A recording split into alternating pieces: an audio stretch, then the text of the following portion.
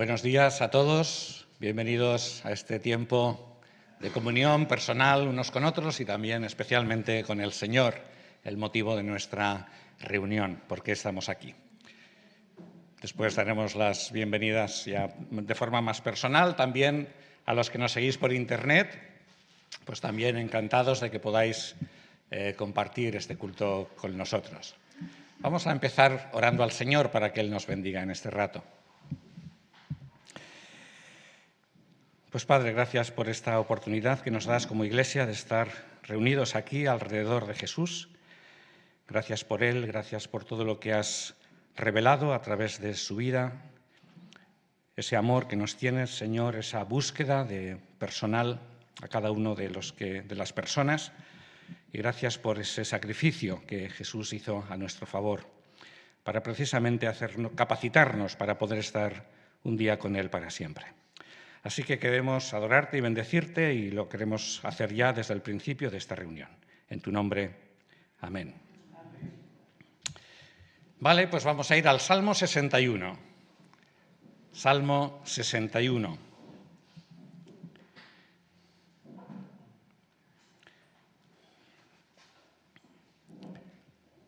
Salmo 61.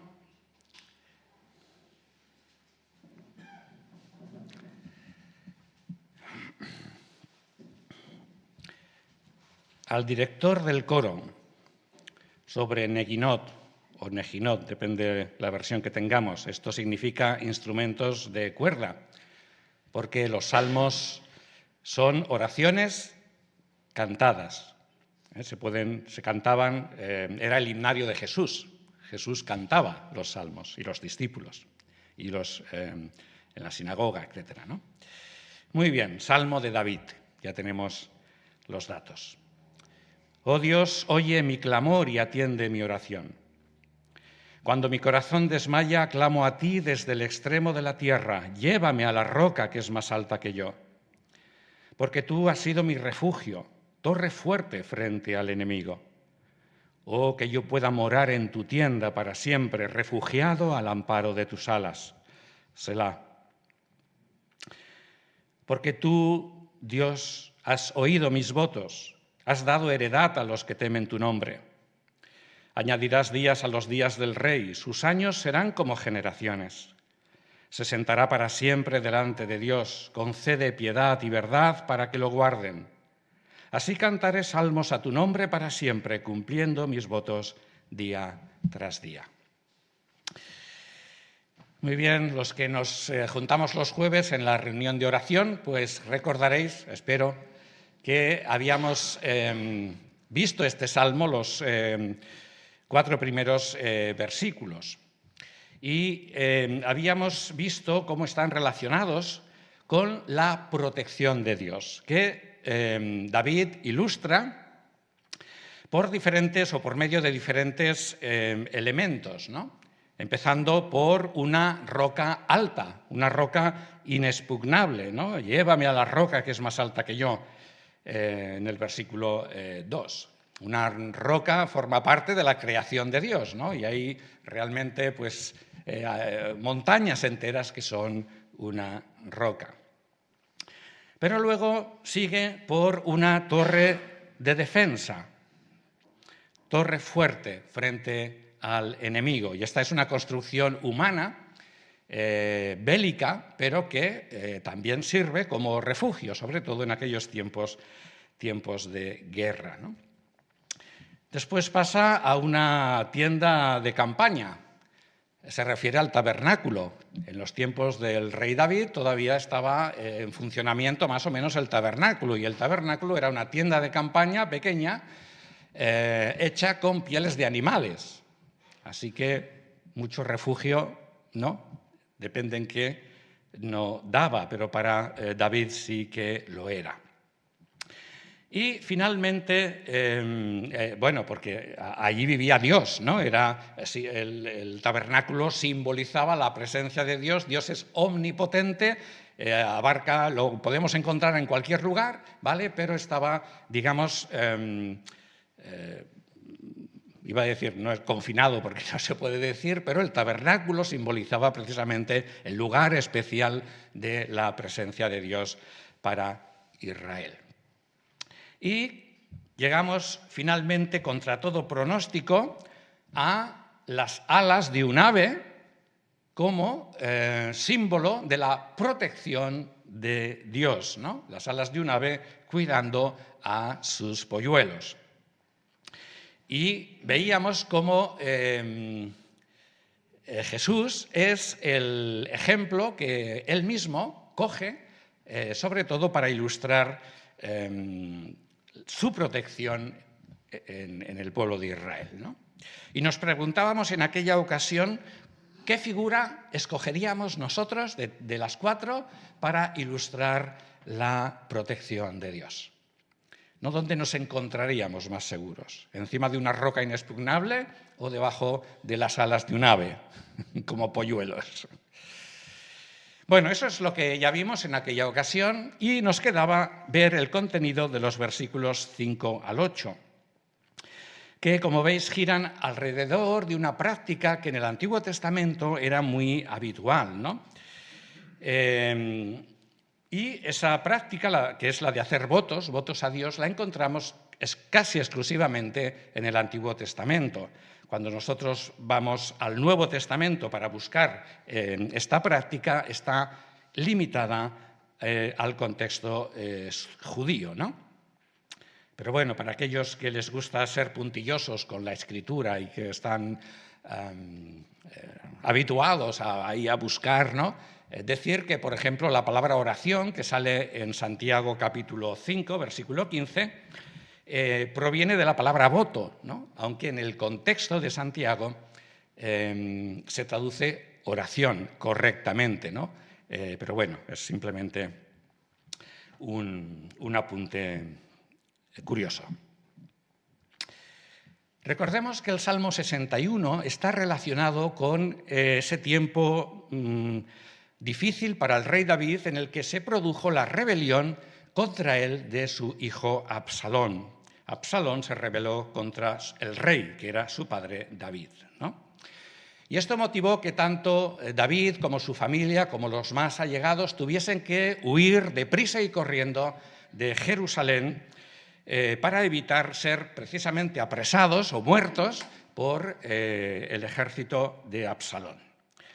Sin duda que fue para el rey David una de las experiencias más duras que vivió en su vida. Leyendo el relato histórico de esa huida que se nos narra en el segundo libro de Samuel, capítulos 14 al 20, observamos cómo David no descartaba la ayuda de Dios hacia él. Dijo al sacerdote Sadoc: si he hallado gracia ante los ojos de Yahvé, él me hará volver y me permitirá ver la tienda, el arca del pacto, el tabernáculo. Y si no, que haga de mí lo que bien le parezca ante sus ojos. Eso se lo comunicó, como he dicho, David en la huida al sacerdote Sadoc. Pero por los versículos 5 al 8 de este Salmo 61, parece ser que David hizo algún tipo de voto a Dios. Los votos eran promesas, compromisos, peticiones especiales que los israelitas hacían a Yahvé, especialmente en tiempos de aflicción o de angustia, ¿no? Para lograr del Señor conseguir favores especiales de Dios o ser librados de estas situaciones difíciles. En el Antiguo Testamento, principalmente, tenemos narrados algunos ejemplos, ¿no? Quizá el más ilustrativo es el caso de Jacob, vamos a recordarlo, Génesis capítulo 28. Génesis capítulo 28. Más que nada porque queda muy claro aquí, aunque con matices. Génesis 28, 20. Génesis 28, 20. Y Jacob hizo un voto solemne, diciendo: Si el Señor Dios estuviera conmigo y me protegiera en este camino que ando y me diera pan para comer y túnica para vestir, y yo volviera en paz a casa de mi Padre, y el Señor llegara a ser para mí Dios, entonces esta piedra que puse como estela, era lo que había usado de almohada, será para mí casa de Dios. Y de todo lo que me des, ciertamente apartaré el diezmo para ti. Fijaos que aquí Jacob hace un compromiso con Dios, ¿no? Lo curioso de este compromiso es que en la revelación que tuvo en los versículos anteriores, Dios ya le había asegurado estas cosas. Pero Jacob, ya conocemos cómo era Jacob, él quiere tener el control sobre Dios. Si realmente vas a estar conmigo, pues bueno, y me vas a guardar, pues yo daré en este caso el diezmo para ti, ¿no? Y después ese lugar que él llamó Betel, casa de Dios, fue una ciudad de Israel. Muy bien, hay otros ejemplos en la Biblia. El más conocido quizá es la promesa que hizo Ana con respecto a Samuel. Y relacionado con este mismo ejemplo tenemos uno de los votos de consagración más usados en Israel, que era el nazareato. Esto lo podía hacer cualquier mujer u hombre de forma voluntaria en Israel, y era un voto que estaba regulado por la ley de Dios. Bueno, esto a nivel general, ¿no?, del tema de los votos. Y parece ser que David también hizo uso de esta herramienta del voto, porque hemos leído en el versículo 5, porque tú, Dios, has oído mis votos, has dado heredad a los que temen tu nombre. Sabemos cómo terminó la historia de la rebelión de Absalón, ¿no? Absalón finalmente murió.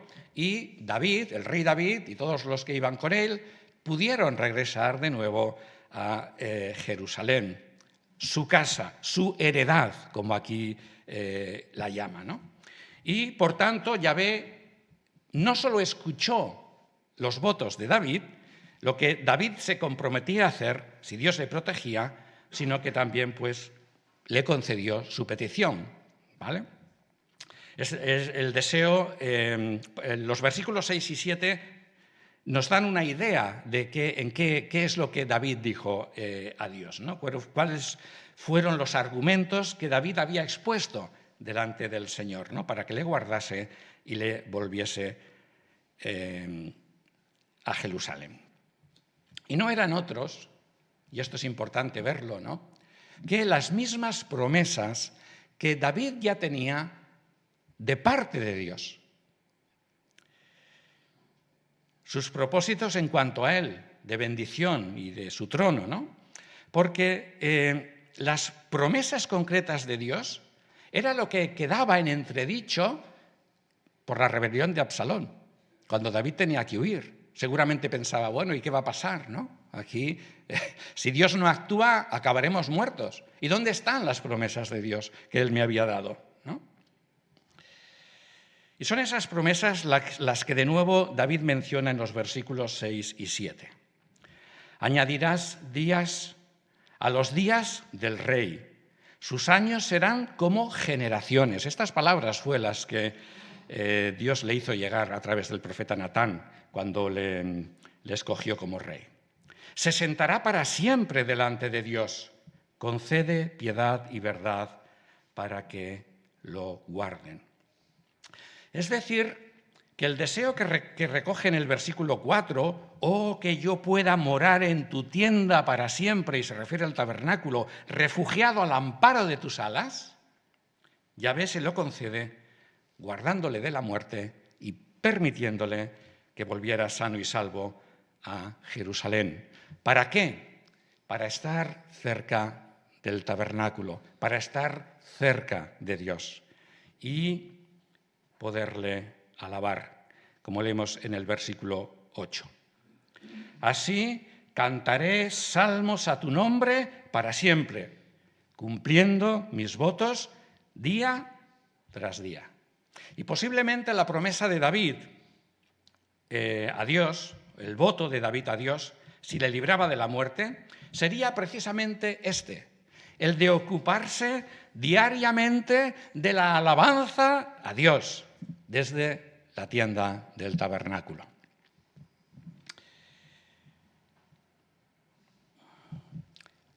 Una de las advertencias que tenemos recogidas una y otra vez a través del Antiguo Testamento en relación a los votos era la importancia de cumplirlos. Si tú hacías un voto a Dios, estabas obligado a cumplirlo. Vamos a ver algunos ejemplos en el Antiguo Testamento, ¿no? Ya que estamos en el libro de los Salmos, podemos verlo, por ejemplo, en el Salmo 50. Salmo 50 y versículo 14. Es un salmo de Asaf. No es de David, pero es de Asaf, que era de su tiempo. Salmo 50, 14. Fíjate lo que dice ahí. Sacrifica a Dios ofrenda de alabanza. Por cierto que esta exhortación sí que la encontramos en el Nuevo Testamento, luego lo veremos, ¿no? Pero no la que viene a continuación. Y cumple al Altísimo tus votos. Cumple tus votos al Altísimo. Y otro ejemplo, también de Asaf, Salmo 76, versículo 11. Salmo 76, versículo 11.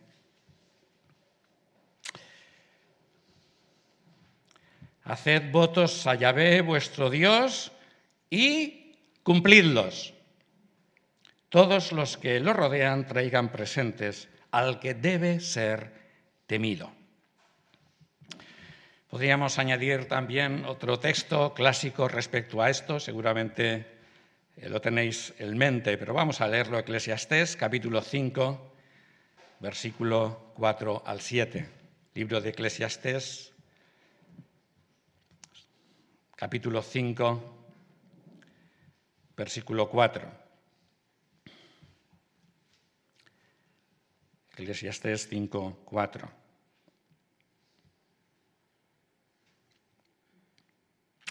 Cuando hagas un voto a Dios, no tardes en cumplirlo, porque no hay complacencia en los necios. Cumple lo que prometes. Mejor es que no prometas a que prometas y no cumplas. No dejes que tu boca te haga pecar, ni digas delante del ángel que fue ignorancia. ¿Por qué harás que Yahvé, Dios, se enoje a causa de tus palabras y destruya la obra de tus manos? Porque donde abundan los sueños, abundan las vanidades y las muchas palabras, pero tú teme a Yahvé, Dios. Cumple lo que prometes a Dios.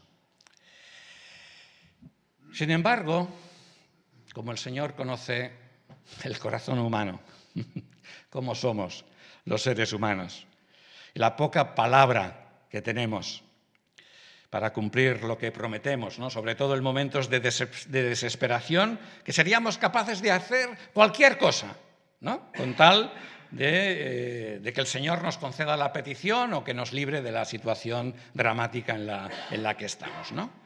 Y luego, cuando el Señor nos concede la petición,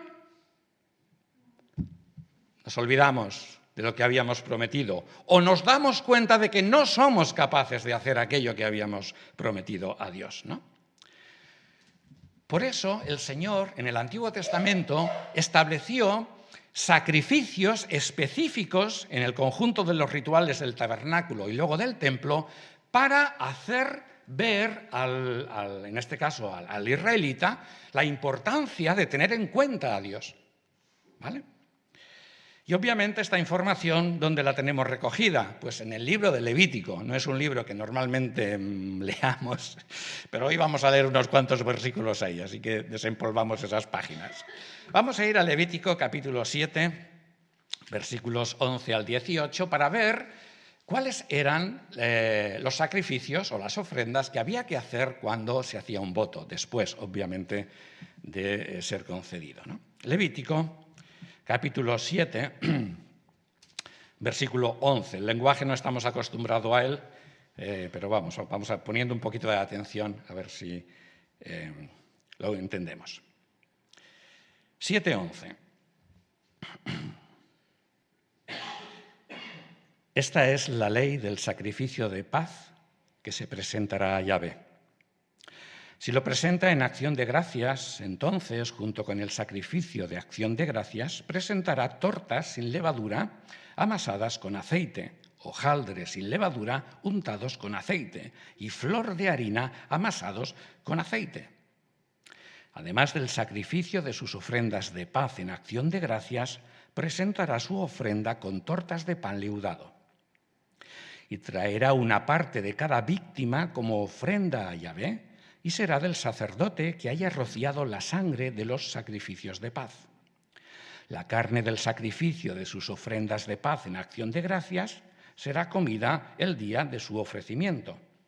No dejará nada para la mañana siguiente.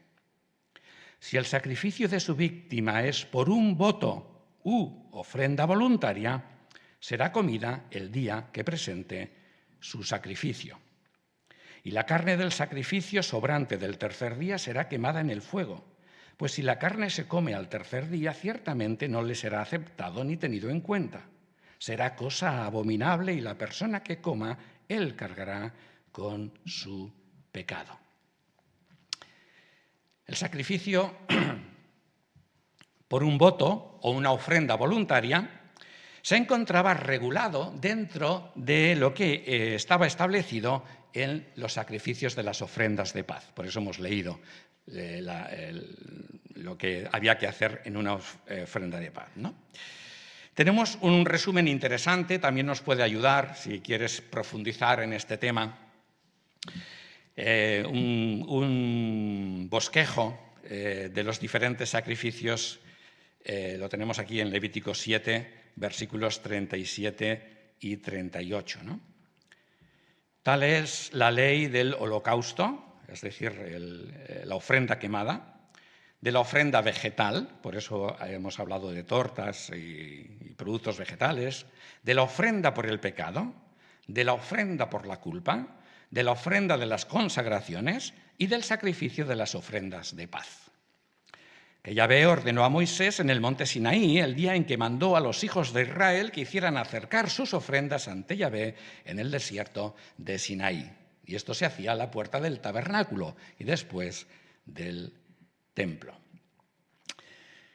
Pero las indicaciones exactas, no hemos terminado todavía, las indicaciones exactas de todo lo que había que hacer cuando se presentaba una ofrenda, como el sacrificio de paz, que incluía la del voto también, las encontramos en el capítulo 3 de Levítico. Así que vamos al capítulo 3 de Levítico y leeremos. La lectura tendría que ser más amplia, pero bueno, con estos 5 versículos nos conformamos. Levítico 3, versículo 1. Si su ofrenda es un sacrificio de paz, el que la trae, si ofrece de la vacada, sea macho o hembra, lo presentará sin defecto ante Yahvé. El oferente, porque era el que esto no lo hacía el sacerdote, lo hacía el que traía la ofrenda, la persona. El oferente apoyará su mano sobre la cabeza de su víctima y la degollará a la entrada de la tienda de reunión. Los sacerdotes, hijos de Aarón, rociarán la sangre en derredor sobre el altar. Esto sí que lo hacían los sacerdotes, solo la sangre, y ponían también la carne en el fuego. Del sacrificio de las ofrendas de paz presentará una ofrenda ígnea, es decir, de fuego, ante Yahvé con la grasa que cubre los intestinos, toda la grasa que hay sobre las entrañas del animal, los 2 riñones, la grasa que hay sobre ellos y sobre los lomos y la grasa del hígado que quitará con los riñones. Los hijos de Aarón dejarán consumir esto en el altar, es decir, los sacerdotes harán consumir esto en el altar encima del holocausto, del fuego, sobre la leña, sobre el fuego. Es ofrenda de fuego, ofrenda ígnea de olor que apacigua a Yahvé. Pero no hemos terminado. Esto si era un animal proveniente del ganado, ¿vale? pero también podía ser del rebaño. Un cordero, por ejemplo. Y esto se regula a partir del versículo 7. No lo vamos a leer porque prácticamente son las mismas prácticas. ¿Por qué he querido entretenerme leyendo estos textos de Levítico? Pues porque para mí esta es la clave para entender por qué el Nuevo Testamento no aplica este tipo de condicionante del cristiano ante Dios. Podríamos pensar, por ejemplo, en el propio apóstol Pablo. No la usó para decirle al Señor, por ejemplo, Señor, si me sacas de la cárcel, te prometo que iré a la India a predicar. No lo hizo, ¿verdad? O si me sanas de mi enfermedad, ya sabéis que el apóstol Pablo tenía una enfermedad crónica, haré tal cosa. Nunca hizo eso. Esto no quiere decir que no pidamos a Dios en oración, esto sí, que nos sane de una enfermedad o que nos libre de una situación determinada, ¿no? Y esto Pablo sí que lo hizo, por supuesto. Pero lo que sí vemos en el Nuevo Testamento, y que lo tenemos ilustrado a través de los votos del Antiguo Testamento, es la importancia de tratar a Dios como Dios. Eso es importante. Y no como un genio de la lámpara maravillosa dispuesto a servirnos a nosotros, nuestros deseos y nuestras necesidades. La importancia de ser íntegros delante de Dios. Eso es lo que enseñaban los sacrificios del Antiguo Testamento. Y tratarle con cercanía, porque ciertamente tenemos un Dios cercano, como ningún otro. Bueno, no hay otro Dios igual, ¿no? Pero también con temor reverente, porque es Dios, es nuestro Dios. Así que si haces un voto a Dios, recuerda de cumplir el sacrificio establecido, yendo al templo de Jerusalén, a ver si eres capaz de encontrarlo, llévate un becerro, o un cordero, o un chivo, que tendrás que degollar, despellejar, trocear, y si encuentras a un sacerdote de la descendencia de Aarón, ofrécelo en sacrificio por ti.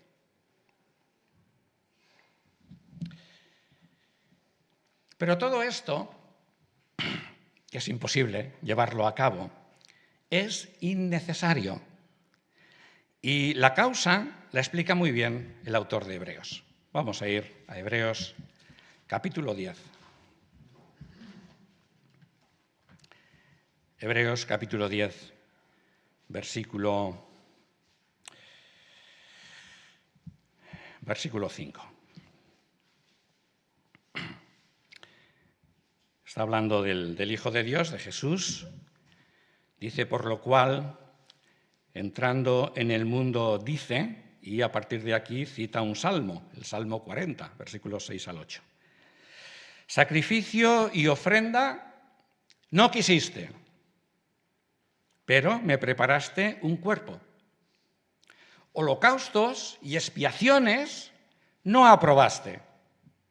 Entonces dije, se está refiriendo al Hijo, he aquí vengo, oh Dios, para hacer tu voluntad. En la cabecilla del libro está escrito acerca de mí.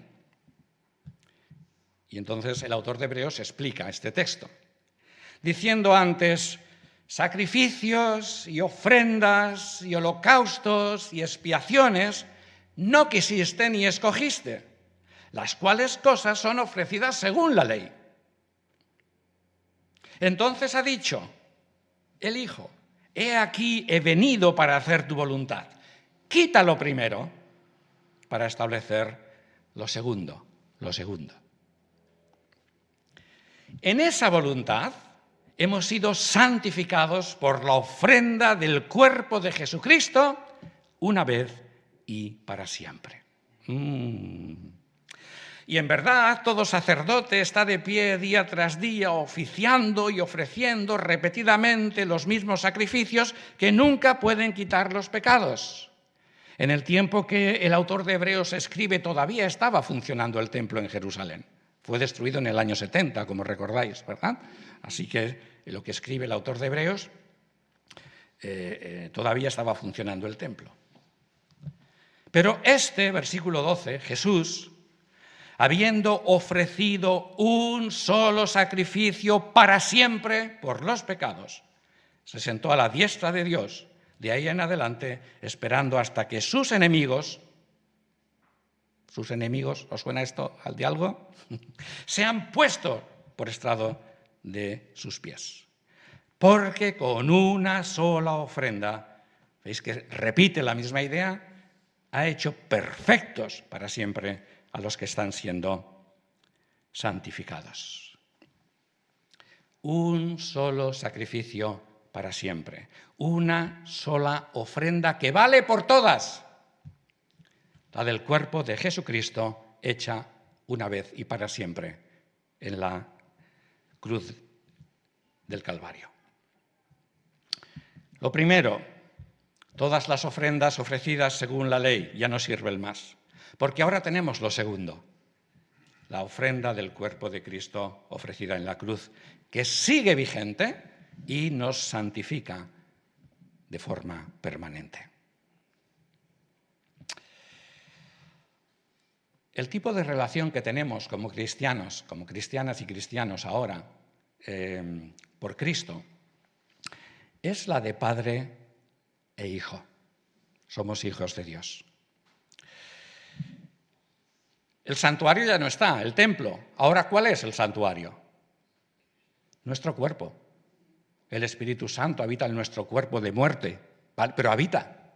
Ahora nosotros somos el santuario de Dios, la morada del Espíritu Santo. Nosotros mismos, como iglesia, ¿qué somos? El cuerpo de Cristo, el cuerpo orgánico suyo, siendo Jesús mismo la cabeza. ¿Qué más somos? Sacerdotisas y sacerdotes de Dios, lo somos. Ofreciéndole, por tanto, ¿qué tipo de sacrificios ofrecemos ahora? Sacrificios de alabanza, de forma continua, como David lo quería hacer en toda nuestra vida. Último texto, Hebreos capítulo 13, versículo 15.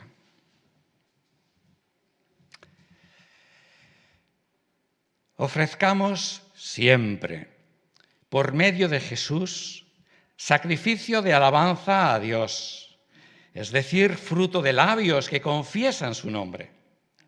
Y de hacer el bien y de la ayuda mutua no os olvidéis, porque de tales sacrificios se agrada Dios. No solamente los que salen de nuestra boca, sino también nuestras acciones, haciendo el bien como hijos de Dios. ¿Es lícito para un creyente hacer votos a Dios? No. Tenemos ya el único sacrificio válido. Tratemos a nuestro Dios con temor y reverencia y con gratitud.